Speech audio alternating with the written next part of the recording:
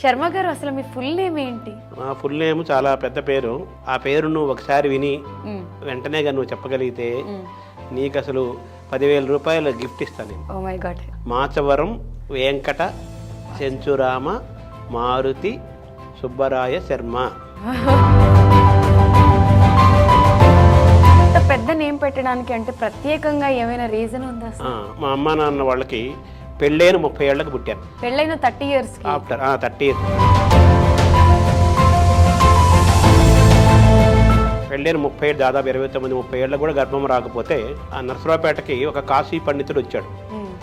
వస్తే మా అమ్మమ్మ ఆ కాశీ పండితుడిని అడిగింది. 40 రోజుల పాటు అంటే మండలం పాటు ఆంజనేయ స్వామి చుట్టూ ప్రదక్షిణాలు చేస్తే తప్పనిసరిగా మీ అమ్మాయి గర్భం ధరిస్తుంది. సార్, అసలు మీ దృష్టిలో తల్లి అనే పదానికి అర్థం ఏంటి అంటే ఏం చెప్తారు? అమ్మ ప్రేమను తోల్చడానికి తూకం వేయడానికి ఏ రాళ్ళు సరిపోవు, ఏ సంపద సరిపోదు, ఏ అక్షరాలు సరిపోవు. అమ్మ అంటే గుర్తొచ్చేది చెడ్డ సంతానం ఉంటారేమో కానీ చెడ్డ తల్లి ఉండదు. అంటే మీరు జర్నలిజం ఫీల్డ్లోకి వచ్చిన తర్వాత అమ్మ ఎలా ఫీల్ అయ్యారు? అంటే ఆవిడకి పాపం అది తెలియదు. 2004లో ఆవిడ వెళ్ళిపోయారు. నేను పుట్టినప్పటి నుంచి కర్ర పట్టుకుని నడవటమే. కర్ర కంపల్సరీగా ఉండాలి. పెరాలసిస్ వచ్చేసరికి మా చుట్టాలు వాళ్ళందరూ కూడా ఇంకా ఆవిడ పెద్ద ఆవిడ అయిపోయింది, ఇంకా ఆవిడ హాస్పిటల్ తీసుకెళ్ళటం అనవసరం, చూపించడం అనవసరం, ఆమె డబ్బులు వేస్ట్, అన్నీ వేస్ట్ అన్నారు మా వాళ్ళు. ఎంతమంది చెప్పారో నేను వినలేదు. నేను ఆ ప్రయత్నం నేను చేస్తాను అని చెప్పి ఆవిడ చిన్నపిల్లలు ఉంటారు కదా, 5 ఏళ్ళు 4 ఏళ్ళ అమ్మాయిని 3 ఏళ్ళ అమ్మాయిని సంకల్లో ఎక్కించుకున్నట్టుగా ఇలా చాలా మందికి చెప్పుకుంది. మా అబ్బాయి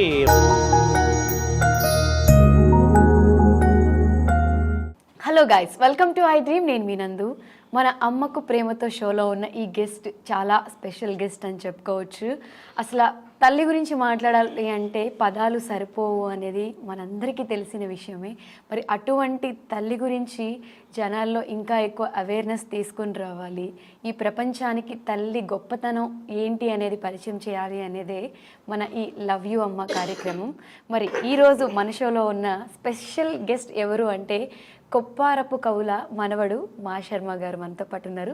నమస్తే శర్మ. నమస్తే. ఎలా ఉన్నారు? బాగున్నాను. కరెక్ట్గా చెప్పాను చూసారా చూడకుండా. కొప్పరపే, దీర్ఘం లేదు. శర్మ గారు, అసలు మీ ఫుల్ నేమ్ ఏంటి? నా ఫుల్ నేమ్ చాలా పెద్ద పేరు. ఆ పేరు నువ్వు ఒకసారి విని వెంటనే నువ్వు చెప్పగలిగితే నీకు అసలు 10,000 రూపాయల గిఫ్ట్ ఇస్తాను నేను. ఓ మై గాడ్, చెప్పండి సార్.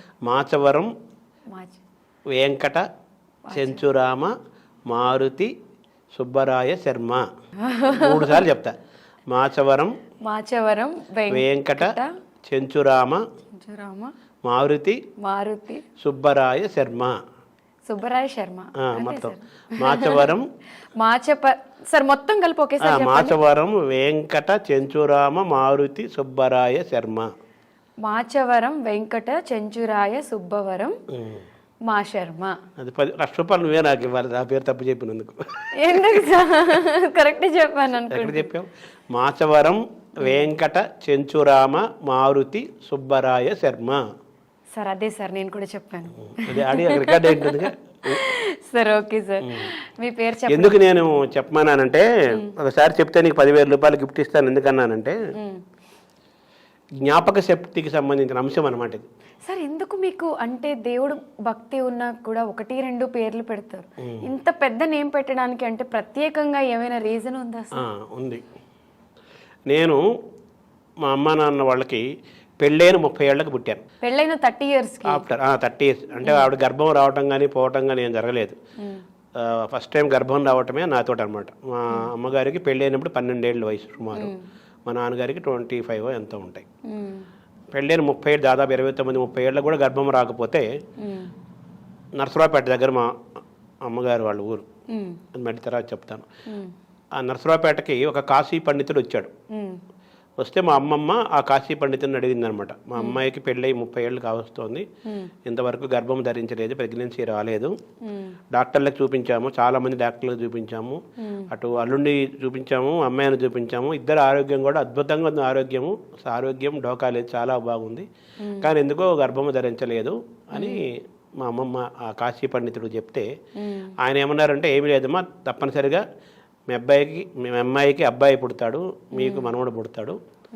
40 రోజుల పాటు అంటే మండలం పాటు ఆంజనేయ స్వామి చుట్టూ ప్రదక్షిణాలు చేస్తే తప్పనిసరిగా మీ అమ్మాయి గర్భం ధరిస్తుంది, మీకు మంచి అబ్బాయి పుడతాడు, మీ అమ్మాయికి మీకు మంచి మనవడు వారసుడు వస్తాడు అని చెప్పి ఆ కాశీ పండితుడు చెప్తే మా అమ్మ ఆంజనేయ స్వామి దేవాలయం చుట్టూ ఆయన చుట్టూ విగ్రహం చుట్టూ 40 రోజుల పాటు ప్రదక్షిణ చేసింది. అంటే మా ఊరి పక్కన ఇంకొక ఊరు అనమాట. ఆ ఊరు నుంచి ఆ ఊరు నడుచుకొని వెళ్ళి 40 రోజులు చేసింది. చేసిన తర్వాత గర్భం వచ్చిందనమాట. ఆ వచ్చిన ఆ సంవత్సరం తెలుగు సంవత్సరాలు ఉంటాయి, 60 సంవత్సరాలు ఉంటాయి కదా, ప్రభవ విభవ అలాగా. ఆ పుట్టిన సంవత్సరం పేరు కూడా ప్లవంగనామ సంవత్సరం. ప్లవంగం అంటే దాటటం, ఎగరటం, దాటటం అనమాట. సో ఆంజనేయ స్వామికి ఉన్న పేర్లలో అనేక పేర్లు ఉన్నాయి. మారుతి, హనుమ, ఆంజనేయ, ఇలా చాలా పేర్లు ఉన్నాయి కదా. అనేక పేర్లలో ప్లవంగం అనేది కూడా ఆంజనేయ స్వామికి లక్షణానికి దగ్గరగా ఉండేది. దాటటం, సముద్రాన్ని లంఘిస్తాడు కదా ఆయన. ఇక్కడ నుంచి అక్కడికి అన్ని యోజన సముద్రం ఇలా అని పైకి ఎగురుతాడు కదా. సో దాటడం అనే లక్షణం ఆంజనేయ స్వామి లక్షణము. సో అనుకోకుండా నేను పుట్టిన సంవత్సరం కూడా ప్లవంగనామ సంవత్సరం. సో ఆ విధంగా ఆంజనేయ స్వామి యొక్క ఆశీస్సులతోటి ఆయన ఆంజనేయ స్వామి వరప్రసాదంగా నా యొక్క పుట్టుక జరిగింది. అయితే ఈ పేరు తర్వాత పుట్టిన తర్వాత పేరు పెడతారు కదా. ఆ పేరు పెట్టే సమయంలో మా మేనమామ అంటే మా అమ్మ వాళ్ళ అన్నయ్య గారు, ఆయన కూడా గొప్ప చాలా కవి అనమాట, గొప్ప కవి, అవధాని ఆయన. ఆ సబ్జెక్ట్ మళ్ళీ నెక్స్ట్ చెప్తాను. ఆయనకి మా నాన్నగారు ఆయన మా మేనమామ ఇద్దరు కలిపి అబ్బాయికి ఒక మంచి పేరు పెట్టాలి, అబ్బాయి చాలా లేటుగా లేక 30 ఏళ్ల తర్వాత పుట్టాడు, మంచి పేరు పెట్టాలని చెప్పేసి ఇద్దరు మా మేనమామ నాన్నగారు ఇద్దరు అనుకుంటారు అన్నమాట. అయితే మీకేంటి మా నాన్నగారు అంటే మా మేనమామ వాళ్ళ నాన్నగారు అంటే మా అమ్మ వాళ్ళ నాన్నగారు నాకు తాతగారులు, మాతామహులు అంటే మెటర్నల్ గ్రాండ్ ఫాదర్స్. వాళ్ళు కొప్పరపు సోదర కవులు అంటే అవధాన విద్యకి ఆద్యులు, ఆల్మోస్ట్ ఆద్యులు లాంటి వాళ్ళు, పైనీర్స్ అంటారు వాళ్ళని. అవధానం అంటే ఇప్పుడు మాడుగుల నాగపండి శర్మ, గరికిపాటి నరసింహరావు, మేడసాని మోహన్ చేసే అవధాన విద్య, దానికి అసలు దీనికి బాటలు వేసి పునాదులు వేసి దానికి ఒక పెద్ద వాతావరణం తీసుకొచ్చిన వాళ్ళు కొప్పరపు కవులు. వాళ్ళు నాకేమో తాతగారులు, మా అమ్మకేమో సొంత నాన్నగారులు అనమాట. వాళ్ళు మహా అవధాన కవులు, చాలా గొప్పవాళ్ళు, మహాకవులు, వాళ్ళు జంట కవులు. వాళ్ళ అబ్బాయి లేటుగా పుట్టాడు కాబట్టి తాతగారి యొక్క ఆశీస్సులు వస్తే అబ్బాయి విద్యలో రాణిస్తాడు, జీవితంలో పైకి వస్తాడు, ప్రతిభావంతుడు అవుతాడు, తెలివైన వాడు అవుతాడు అనే ఉద్దేశంతో మా మేనమామ నాన్నగారి పేరు పెడదాం వీడికి అని చెప్పి మన తాతగారి కొప్పరపకోల మాతామహుల పేరు వెంకట సుబ్బరాయ శర్మ అనమాట ఆయన పేరు. సో ఆయన పేరు వీడికి వెంకట సుబ్బరాయ శర్మ అని పేరు పెడదాము అని అనుకున్నారు. సరే మా నాన్నగారు వాళ్ళ నాన్నగారి పేరు అంటే మా పితామహుడు అంటే పెటర్నల్ గ్రాండ్ ఫాదర్, ఆయన పేరు చెంచురామయ్య. మా నాన్నగారు ఏమన్నాడంటే మీ నాన్నగారు చాలా గొప్ప కవి, గొప్ప అవధాని, చాలా గొప్పవాడు, పండితుడు, కవి, కానీ మా నాన్నగారు గొప్ప మనిషి, కవిత్వం పాండిత్యం మీ నాన్నగారు సొంత అయితే మా నాన్నగారు మనిషిగా చాలా గొప్ప మనిషి, మంచితనము మానవత్వముకి పెద్ద అంత మంచి మనిషి మా నాన్నగారు, కాబట్టి మా నాన్నగారి పేరు కూడా ఉండాలి అని మా నాన్నగారు అన్నారు. సో మా నాన్నగారి పేరు అంటే పితామహుడు అంటే పెటర్నల్ గ్రాండ్ ఫాదర్ పేరు, నెక్స్ట్ మా అమ్మ నాన్నగారు కొప్పరపు కోలు పెద్ద ఆయన వెంకట సుబ్బరాయ కవి గారి పేరు, రెండు కలిపి వెంకట సుబ్బరాయ చెంచురామయ్య ఈ 2 పేర్లు పెడదాం అనుకున్నారు. అయితే మధ్యలో ఏమైంది, సరే మీ నాన్నగారు గొప్పవాడు, మీ నాన్నగారు మంచివాడు, అంతా బాగుంది, అసలు పెళ్ళేరు 30 ఏళ్ళ దాకా గర్భం ధరించకుండా ఇన్నేళ్ల తర్వాత అసలు గర్భం రావడం ఆశ్చర్యం. ఆవిడకి 41 ఏళ్ళు, ఆవిడకి 53 ఏళ్ళు, మా నాన్నగారికి 53 ఏళ్ళు నేను పుట్టినప్పుడు, అమ్మకి 41 ఏళ్ళు. ఇదంతా ఆంజనేయ స్వామి వరప్రసాదంగా అబ్బాయి జననం జరిగింది కదా, సామాన్యమైన విషయం కాదు. ఈరోజు అబ్బాయి ఉన్నాడంటే ఆంజనేయ స్వామి యొక్క ఆయన భిక్ష, ఆయన దయ, ఆయన కరుణ, ఆయన ప్రసాదం కాబట్టి అబ్బాయికి మారుతి వరప్రసాద్ అని పేరు పెడదాం. ఫస్ట్ నాకు పెడదామన్న పేరు మారుతి వరప్రసాద్. తర్వాత అలా ఫస్ట్ నాన్నగారి పేరు పెట్టాలని మా నాన్నగారు పెట్టాలని పేరు పెట్టారు మా మేనమామ. తర్వాత ఆంజనేయ స్వామి వల్ల కదా అని చెప్పి ఆంజనేయ స్వామి, ఈ 3 కలిపి వెంకట చెంచురామ మారుతి సుబ్బరాయ శర్మ అని పేరు పెట్టారు. వెంకట సుబ్బరాయ అంటేనేమో కొప్పరపకోల పేరు, పెద్ద ఆయన పేరు, కొప్పరపకోల పెద్ద ఆయన పేరు. చెంచురామయ్య అంటే మా నాన్నగారి పేరు, ఇద్దరు తాతలు అనమాట. తర్వాత మా ఇంటి పేరు మాచవరం, అందుకని ఇంటి పేరు మాచవరం, వెంకట చెంచురామ మారుతి సుబ్బరాయ శర్మ. మాచవరం వెంకట చెంచురామ మారుతి సుబ్బరాయ శర్మ అనే పేరు పెట్టారు. ఇందులో సుబ్బరాయ శబ్దానికి ఇంకో సుబ్బరాయ కూడా ఉంది. తాతగారు అమ్మ వాళ్ళ నాన్నగారి పేరు సుబ్బరాయతో పాటు మా పెదనాన్నగారు అంటే మా నాన్నగారు వాళ్ళ అన్నయ్య ఆయన మా ప్రకాశం జిల్లాలో చాలా ఆ కాలంలో పెద్ద కరణం మున్సిపుగా ఆ ప్రకాశం జిల్లాలో చాలా ప్రసిద్ధి, మా ప్రాంతాల్లో చాలా పెద్ద పేరు. కరణం మున్సిపు అంటే 83 వరకు ఉండేది, మొన్నటిదాకా ఉండేవాళ్ళు. ఎన్టీఆర్ వచ్చి తీసేశారు, అది వేరే కథ. తెలంగాణ ప్రాంతంలో పటేల్ పట్వారి అంటారన్నమాట. మా పెదనాన్నగారే పటేలు, ఆయనే పట్వారి, రెండు చాలా ఊర్లకి. చాలా మంచివాడు, గొప్పవాడు. ఆయన 40 ఏళ్ళ వయసుకి వెళ్ళిపోయారు ఆయన కూడా. అయితే మా నాన్నగారికి ఆయన ఏంటంటే ఆయన పేరు కూడా నా పేరులో కలిసి వచ్చేటట్టుగా అయింది. మా అమ్మకు నేను పుట్టినప్పుడు, నేను రోజుల పిల్లగాడుగా ఉన్నప్పుడు ఆమె మంచం పక్కన ఈ సుబ్బరాయ శబ్దానికి, సుబ్బరాయ పేరు పెట్టడానికి చాలా కథ ఉంది. అందుకు కథ అంతా చెబుతున్నాను, ఇంట్రెస్టింగ్ ఉంటుందని. మా అమ్మకి కళ్ళు వచ్చేదట, కళ్ళలో పాములు కనిపించేట, పాములు కొన్ని వందల వేల పాములు ఆ మంచం పైన పనుకొని చుట్టూ ఆమెను ముట్టుకుంటున్నట్టు, మొత్తం అంతా ఆమె పైన పడుతున్నట్టు, మంచం నిండా పాములు, వందల వేల పాములు కనిపించేవట. ఉలిక్కి పడి పైకి లేచేదట, ఏంటి పాములు ఏంటని. ఒక ఎవరు జ్యోతిష్యమైన ఎవరో పండితుడిని ఎవరిని అడిగితే, ఏమి లేదమ్మా అదంతా పాములు అంటే వేరే, మీరు నెగిటివ్గా తీసుకోవద్దు, సుబ్రహ్మణ్య స్వామి వాతావరణం కనిపిస్తోంది అక్కడ, కాబట్టి మీ అబ్బాయికి సుబ్రహ్మణ్య స్వామి యొక్క ఇది చాలా అవసరము అని చెప్పి అప్పుడు చెప్పారు. అప్పుడు పేరు పెట్టకముందే. దాంతోపాటు మా పెదనాన్నగారు ఎప్పుడో వెళ్ళిపోయారు నేను పుట్టకముందే. ఆయన పేరు కూడా సుబ్బరాయుడు ఆయన పేరు. మా పెదనాన్నగారు రోజు మా అమ్మకి కల్లో కనిపించి అబ్బాయికి నా పేరు పెట్టు, అబ్బాయికి నా పేరు పెట్టు, అబ్బాయికి నా పేరు పెట్టు అని చెప్తుండేవాడట. సో నాకు పేరు పెట్టే క్రమంలో మా పెదనాన్నగారి పేరు సుబ్బరాయుడు, తర్వాత సుబ్రహ్మణ్య స్వామి, తర్వాత కొప్పరపకోల్లో పెద్ద ఆయన పేరు వెంకట సుబ్బరాయ కవి. ఇవన్నీ కలిపి ఇటు సుబ్రహ్మణ్య స్వామి, ఇటు ఆంజనేయ స్వామి, తర్వాత వెంకటేశ్వర స్వామి, ఈ ముగ్గురు స్వాముల యొక్క మూర్తిగా ఇంటి పేరుతో కలుపుకొని మాచవరం వెంకట చెంచురామ మారుతి సుబ్బరాయ శర్మ అని అంత స్టోరీ ఉంటే సార్ ఇంకా లైఫ్ లో ఇంకెంత స్టోరీ ఉంటుంది. లైఫ్ ప్రతి మనిషి జీవితంలో కథ ఉంటుంది. సో అలాగా నేను నా పేరు అలా వచ్చింది. ఇందాక ఎందుకన్నానంటే, నువ్వు ఆ పేరు విన్న వెంటనే నీకు 3 సార్లు 4 సార్లు 5 సార్లు చెప్తానమ్మా, ఈ పేరు నువ్వు నాకు తిరిగి అప్పచెప్తే నీకు 10,000 రూపాయలు గిఫ్ట్ ఇస్తానని నీతో అన్నాను నేను. కానీ నువ్వు చెప్పలేకపోయావు, తప్పులు చెప్పేశావు. ఇంకా 2 సార్లు చెప్తాను, చెప్పినా కానీ నువ్వు చెప్పలేవు. చెప్పాలంటే దానికి జ్ఞాపక శక్తి ఉండాలి. జ్ఞాపక శక్తి కూడా అనేక రకాలు. ఏకసంధాగ్రాహులు, ద్విసంధాగ్రాహులు, త్రిసంధాగ్రాహులు, బహుసంధాగ్రాహులు ఉంటారు. అంటే ఒక మాటను కానీ, ఒక విషయాన్ని కానీ, ఒక అంకెని కానీ ఇలా విన్న వెంటనే మొత్తం మెమరీలో లాక్ అయిపోతుంది. లాక్ అయిపోయి ఎప్పుడు 50 ఏళ్ల తర్వాత అడిగినా కానీ తిరిగి అప్పచెప్పటం అనేది అది ఏకసంధాగ్రాహి లక్షణం. ఒక మాటని, ఒక అంకెని, ఒక విషయాన్ని, ఒక వాక్యాన్ని 2 సార్లు వింటే తిరిగి చెప్పటం ద్విసంధాగ్రాహి లక్షణం. 3 సార్లు వింటే చెప్పగలగడం త్రిసంధాగ్రాహి లక్షణం. ఇది జ్ఞాపక శక్తికి సంబంధించిన అంశం. ఇప్పుడు ఇందాక అవధానం గురించి చెప్పాను నేను. మా మాతామహులు కొప్పరపు సోదర కవులు అని చెప్పాను. వాళ్ళ అవధాన విద్యకి చాలా గొప్ప పేరు తీసుకొచ్చిన వాళ్ళు, ఆద్యులు లాంటి వాళ్ళు. అవధానము అనేది భారతీయ భాషల్లో, ఇన్ని భాషల్లో కేవలం తెలుగు భాషలోనే దానికి ఒక పెద్ద పేరు వచ్చింది. తెలుగు భాషలోనే, తెలుగు భాష సొత్తుగా, తెలుగు భాష యొక్క హెమ్మే అంటారు కదా, అంతేనా? కన్నడంలో తెలుగు భాష సొత్తుగా, తెలుగు భాష సొమ్ముగా, తెలుగు భాష యొక్క సంపదగా, తెలుగు భాష యొక్క ఐశ్వర్యంగా భావించేది సాహిత్య ప్రక్రియలో అవధానం అనేది. అవధానం అంటే అటెన్షన్, అంటే చాలా ఫోకస్డ్గా, అటెంటివ్గా ఉండటమే అవధానం. అవధానికి ఉండాల్సిన లక్షణాలు ఏంటంటే ఏకాగ్రత ఉండాలి, మోస్ట్ అటెంటివ్గా ఉండాలి, అపారమైన అసాధారణమైన జ్ఞాపక శక్తి, అంటే మెమరీ పవర్, బాగా మెమరీ పవర్ ఉండాలి. అవధానం ప్రక్రియ ఎలా ఉంటుందంటే అష్టావధానాలు, శతావధానాలు, సహస్రావధానాలు అని ఉంటాయి. ప్రారంభంలో సంస్కృతంలో చేసేవాళ్ళు, తర్వాత తెలుగు వాళ్ళు దాన్ని ఓన్ చేసుకుని అద్భుతంగా అవధానం అంటే తెలుగు వాడితే అన్నట్టుగా చేశారు. కన్నడలో కూడా అప్పుడప్పుడు కొంచెం జరుగుతున్నాయి, గణేష్ గారు కొంతమంది చేస్తున్నారు. బట్ అవధానం అనేది బేసిక్గా తెలుగువాడి సొంతం. ఇది జ్ఞాపక శక్తికి సంబంధించిన ప్రక్రియ.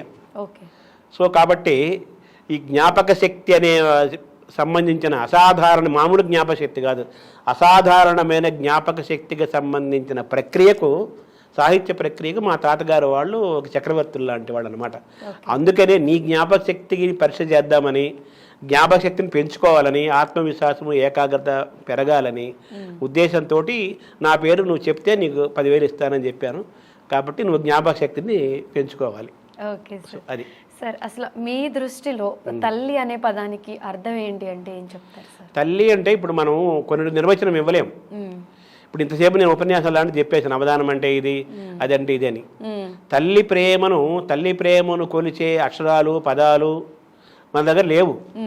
అది అనుభవించటము, ఆనందించటము, వాళ్ళు మనకు చూపించిన ప్రేమకి, చేసిన సేవకి కృతజ్ఞతలు చెప్పుకోవడం తప్పితే మన దగ్గర అమ్మ ప్రేమను తోల్చడానికి, తూకమేయటానికి ఏ రాళ్ళు సరిపోవు, ఏ సంపద సరిపోదు, ఏ అక్షరాలు సరిపోవు. అమ్మ అంటే అమ్మే, అంతే. అమ్మ అంటే ప్రేమకు, త్యాగానికి, సేవకు, అనేక వాటన్నిటికీ ఒక రూపం, అంతే. అది సార్, ప్రతి తల్లిని తలుచుకోగానే మనకి ఒకటి గుర్తొస్తూ ఉంటుంది. అలా మీ తల్లి తలుచుకోగానే మీకు ఏం గుర్తొస్తుంది? అమ్మ అంటే గుర్తొచ్చేది? అమ్మ అంటే గుర్తు రావటం అంటే ఎప్పుడు గుర్తు రావటం అసలు అమ్మ అందరూ ఏ అమ్మైనా పిల్లల్ని ప్రేమిస్తుంది. అయితే అమ్మ గురించి చెప్పాలంటే మా అమ్మని కదా, అమ్మ గురించి ఆదిశంకరాచార్య లాంటి వాళ్ళు పూర్వులు చెప్పింది ఏంటంటే, చెడ్డ సంతానం ఉంటారేమో కానీ చెడ్డ తల్లి ఉండదు. అది చెడ్డ తండ్రి ఉండొచ్చు, చెడ్డ సంతానం ఉండొచ్చు, కానీ చెడ్డ తల్లి ఉండదు. ఆ తల్లికి ఉండే లక్షణమా ప్రేమ. స్త్రీయే ప్రేమమూర్తి కదా. స్త్రీ అంటేనే ప్రేమమూర్తి. పిల్లల పట్ల కానీ, ప్రేమికుల పట్ల కానీ, భర్త పట్ల కానీ ఒక ప్రేమ. ఆ ప్రేమ అనేది స్త్రీకి ఉండే అనేక లక్షణాల్లో, గొప్ప లక్షణాల్లో ప్రేమ ఒకటి. ఆ ప్రేమ మొత్తం మూర్తి వస్తే అమ్మ అవుతుంది. ఏ అమ్మైనా అమ్మే. అవును సార్. ఒకసారి ఆడియన్స్ అందరి కోసం అమ్మగారి పేరు, అమ్మగారు ఏం చేస్తుండే? అమ్మగారి పేరు వెంకట సుబ్బమ్మ. అంటే ఇందాక కొప్పరపు కోలు అన్నారు కదా, కొప్పరపు కోలు వాళ్ళ నాన్నగారి పేరు వెంకట రాయలు, నాన్నగారి పేరు. వాళ్ళ అమ్మగారి పేరు వెంకట సుబ్బమాంబ.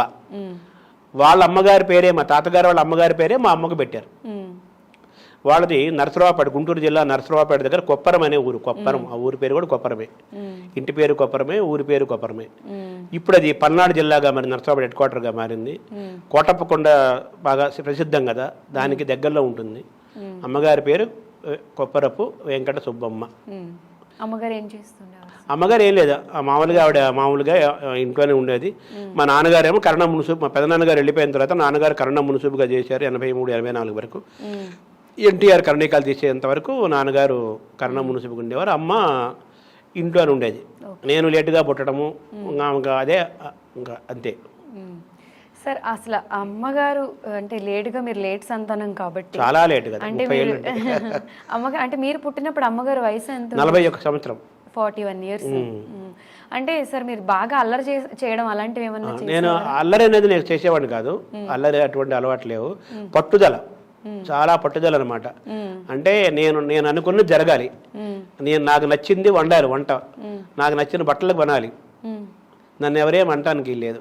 అలా పట్టుదల, నేను అనుకున్న జరగాలని పట్టుదల అనమాట. అంటే చిన్నప్పుడు ఏ విషయంలో అయినా అమ్మ మిమ్మల్ని కొట్టడం, మీరు పారిపోవడం అలాంటి సంగతి? కొట్టడం అనేది అసలు ఎప్పుడూ లేదు. ఎప్పుడు అసలు జీవితంలో మా నాన్నగారు 2-3 సార్లు అని కొట్టే సందర్భం వచ్చింది, కానీ మా అమ్మ కొట్టడం అనేది లేనే లేదు. అయితే మా అమ్మతో పట్టుదల ఎక్కువని ఉదాహరణ చెప్పాను కదా. నాకు 6-7 ఏళ్ళు, సుమారు 8 ఏళ్ళ వయసులో ఉన్నప్పుడు నాకు పప్పు ఇష్టం. డైలీ అన్నంలో పప్పు కంపల్సరీగా ఉండాలి, ఎవ్రీడే, ప్రతిరోజు కూడా. ఒట్టిపప్పు, అది కూడా. అప్పుడు పప్పు చేయలేదని నేనే వెళ్ళి, వాళ్ళ పప్పులు ఏమి, పప్పు అంటే పచ్చగా ఉంటుంది కదా, నేనే మా ఊర్లో బొగ్గుల పొయ్యి మీద నేనే నీళ్లు పోసుకొని, కందులు పోసి, ఉప్పేసి, పసుపు బాగా ఎంత పసుపు వేస్తే అంత పచ్చగా ఉంటుందని పసుపు వేసి పప్పు వండుకున్నాను అన్నమాట. అది పప్పు బాగా ఉడికింది, కానీ అది పసుపు ఎక్కడ ఎర్రగా అయిపోయింది. అదొక ఉదాహరణ. మా అమ్మ నన్ను ఎప్పుడు ఏమనలేదు, అరవటం కూడా లేదు. సార్, అసలు అంటే అమ్మ మిమ్మల్ని ఏం చేయాలనుకున్నారు? అంటే అమ్మ ఏంటంటే, అబ్బాయి లేటుగా పుట్టాడు, తాతగారు వాళ్ళు చాలా గొప్పవాళ్ళు, ఇతను బాగా పేరు తెచ్చుకోవాలి అనుకుండేది. తర్వాత నేను ఇంటర్మీడియట్ చదివి ఆ సందర్భంలోనేమో అబ్బాయి డాక్టర్ అవ్వాలి, అంటే అవ్వాలని, అంటే నాతో డైరెక్ట్గా అనలేదు, మా అన్నయ్య వాళ్ళంటే మా కజిన్స్ వాళ్ళతోటి అనేవాళ్ళు అబ్బాయి డాక్టర్ అవుతాడని. వాళ్ళేమో వేళకోళం చేసేవాళ్ళు, ఊరికి పిన్ని వాడు ఎప్పుడు డాక్టర్ అవ్వాలి అది ఇది అనేవాళ్ళు అనమాట. అంటే నేను డాక్టర్ అవ్వలేదు, ఎప్పటికైనా కానీ నేను కొప్పరపు కోలి మీద కానీ పిహెచ్డి చేసి డాక్టరేట్ తీసుకొని నా పేరు ముందు డాక్టర్ అని పెట్టుకుంటే అమ్మ యొక్క కోరిక తీరినట్టుగానే భావించి అది ఎప్పుడో చేస్తాను తప్పనిసరిగా. ఓకే, అంటే మీరు జర్నలిజం ఫీల్డ్లోకి వచ్చిన తర్వాత అమ్మ ఎలా ఫీల్ అయ్యారు? అంటే ఆవిడకి ఈ పాపం అంత తెలియదు. 2004లో ఆవిడ వెళ్ళిపోయారు. నేను విశాఖపట్నంలో ఉండగా 2004లో వెళ్ళిపోయారు. 2004లో అంటే ఆవిడకి అప్పుడు సుమారు 77 సంవత్సరాలు. అప్పుడు నేను మీడియాలో యాక్టివ్గా ఉన్నాను. నాకు అప్పుడు 36 ఏళ్ళు ఉంటాయి. యాక్టివ్గా ఉన్నాను. అమ్మ మొత్తం జీవితంలో నా విషయంలో బాగా గొప్పగా ఆనందపడి, తృప్తిపడి, గర్వపడి 10 మందికి చెప్పుకున్న సందర్భాల్లో 2 ముఖ్యమైనవి. ఒకటేమో నాకు ఆశీస్సుల రూపంలో ఇచ్చింది ఒకటి. ఇంకోటి ఏంటంటే మా మదర్కి నేను విజయవాడలో ఉన్నప్పుడు ఆమెకి అప్పుడు నాకు 24 ఉంటాయి, ఆమెకు 66 అంతా ఉంటాయి, సుమారు 67 అలా ఉంటాయి. ఆమెకి అనుకోకుండా పెరాలిసిస్ వచ్చింది. పెరాలిసిస్ అప్పటికే గతంలో కొంచెం హెల్త్ ప్రాబ్లం వచ్చి ఆవిడకి కొంచెం కాలు నడవటం కొంచెం ఇబ్బంది, కొంచెం కర్ర పట్టుకొని నడిచేది. నేను పుట్టినప్పటి నుంచి కర్ర పట్టుకొని నడవటమే, కర్ర కంపల్సరీగా ఉండాలి. పెరాలిసిస్ వచ్చేసరికి మా చుట్టాలు వాళ్ళందరూ కూడా ఇంకా ఆవిడ పెద్ద ఆవిడ అయిపోయింది, ఇంకా ఆవిడ హాస్పిటల్ తీసుకెళ్ళటం అనవసరం, చూపించడం అనవసరం, ఆమెకు డబ్బులు వేస్ట్, అన్నీ వేస్ట్ అన్నారు మా వాళ్ళు. ఎంతమంది చెప్పారో నేను వినలేదు. నేను ఆ ప్రయత్నం నేను చేస్తాను అని చెప్పి నా చిన్నపిల్లలు ఉంటారు కదా, 5 ఏళ్ళు 4 ఏళ్ళ అమ్మాయిని 3 ఏళ్ళ అమ్మాయిని సంకలో ఎక్కించుకున్నట్టుగా ఇలాగ నా సంకలో ఎక్కించుకొని రిక్షాలో కూర్చోబెట్టుకొని తీసుకెట్లా విజయవాడ అక్కడ అమెరికన్ హాస్పిటల్లో జాయిన్ చేశాను. చేసిన 2 డేస్లోనే 3 డేస్ లోపే మొత్తం పెరాలిసిస్ అంతా నార్మల్ అయిపోయి మామూలుగా అన్ని మామూలు అయిపోయింది. ఆవిడ చాలా మందికి చెప్పుకుంది, మా అబ్బాయి నన్ను మళ్ళీ తిరిగి బతికించాడు, ఇలా అందరూ వద్దన్నారు హాస్పిటల్ ఎందుకు, ఇంకా ఆవిడ అది అన్నారు, మా అబ్బాయిని నేను చిన్న చంటి పాపలాగా తీసుకెళ్ళి హాస్పిటల్లో జాయిన్ చేశాడు. చాలా ఆనందపడి అందరికీ గర్వంగా చెప్పుకునేది అనమాట. అది ఆవిడకి గొప్ప ఆనందాన్ని ఇచ్చిన సందర్భం. తర్వాత 2002లో కొప్పరపుకోల పేరు మీద, మా తాతగారు అంటే వాళ్ళ నాన్నగారి పేరు మీద కొప్పరపుకోల కళాపీఠం ప్రారంభించి కొప్పరపుకోలకి సాహిత్యాన్ని సేకరిస్తూ వాళ్ళ గురించి సభలు చేస్తూ అవార్డులు ఇస్తూ అలా వాళ్ళ సాహిత్యాన్ని ప్రచారం చేసే ఒక కార్యక్రమం చేపట్టాను అనమాట. అవన్నీ అప్పుడు పత్రికల్లో బాగా వార్తలు రావటము, టీవీలో రావటం అవన్నీ జరిగేవి. అయితే ఆవిడకి అప్పుడు నేను చూపించేవాడిని, ఇలాగ తాతగారి పేరు మీద కొప్పరపుకోల పీఠం పెట్టాను, ఇదిగో వీళ్ళు వచ్చారు, వేటో సుందరరామూర్తి గారు వచ్చారు, ఇదిగో వీళ్ళు వచ్చారు, వారంతో రజనీకాంత్ ఆ ఫోటోలు ఆ కవరేజ్లు చూపించేవాడిని. అవి చూసి ఆవిడ చాలా ఆనందపడిపోయి, నాన్న మా నాన్నగారు ఎలా ఉంటారో నాకే తెలియదు అంటే, అమ్మకి 3 ఏళ్ల వయసు అప్పుడు వాళ్ళ నాన్నగారు వెళ్ళిపోయారు. అంటే వాళ్ళ నాన్నగారు ఎలా ఉంటారో మా అమ్మకు తెలియదు, అంటే చూచాయిగా తెలుసు, కానీ 4 ఏళ్ళు రాకముందే వాళ్ళ నాన్నగారు వెళ్ళిపోయారు. సరే వాళ్ళ అమ్మ నేను పుట్టానికి ఇంకో 40 రోజుల ముందు వరకు ఆవిడని వెళ్ళిపోయింది. అయితే అమ్మ తెలుసు కానీ నాన్నగారు పెద్ద తెలియదు. మా నాన్నగారు ఎలా ఉంటాడో నాకే తెలియదు, కానీ నువ్వు